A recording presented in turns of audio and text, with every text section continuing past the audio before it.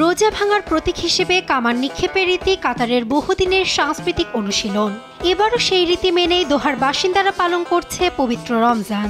এ উপলক্ষে নানা রকম লণ্ঠন ও বেলুন দিয়ে সাজানো হয়েছে স্থানীয় বাজার। হাজারেরও বেশি পণ্যে দেওয়া হয়েছে বিশাল মূল্য ছাড়। এদিকে রমজান উপলক্ষে আঞ্চলিক শান্তির বার্তা উচ্চারিত হচ্ছে বাসিন্দাদের কণ্ঠে। সৃষ্টিকর্তার কৃপায় গাজার পরিস্থিতি গত বছরের তুলনায় ভালো। সৃষ্টিকর্তা তাদের সহায় হোক।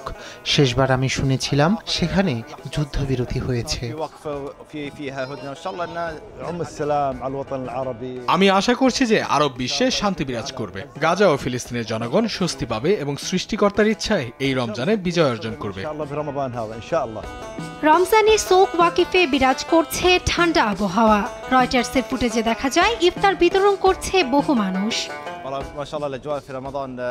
রমজানের পরিবেশ, বিশেষ করে সৌক ওয়াকিফে খুবই সুন্দর পরিবেশ বিরাজ করছে। এখানে ভালোই ঠান্ডা পড়েছে।